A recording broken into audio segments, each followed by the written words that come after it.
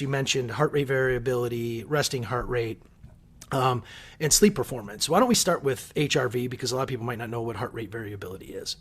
Yeah, well, I think it's exactly to your point. We don't necessarily understand how we're adapting to external stress. And external stress comes in a lot of forms, and stress isn't inherently bad.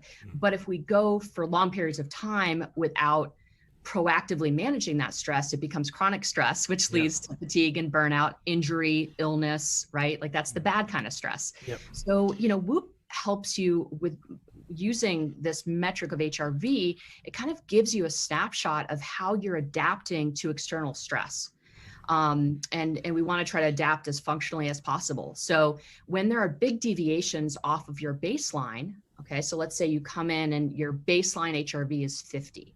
And let's just say you had a really big workout and maybe, you're in the heat, maybe a little dehydrated, you have a big fight with your spouse. Well, the next day, the chances are your heart rate variability is going to be on the lower side. Yep. Because you had a lot of stress and unless you dealt with that stress proactively, maybe did a cycle of meditation or, got yourself rehydrated, buffered it with a really good night's sleep, unless you're taking all those measures, the chances are it's going to show up in your heart rate variability the next day, which would, and, as I said, would be some sort of deviation, a negative deviation off your baseline, a reduction in your heart rate variability. Yep. So that's just an indicator that, whatever stress you took on yesterday, you didn't adapt to it in a very functional way. Yep.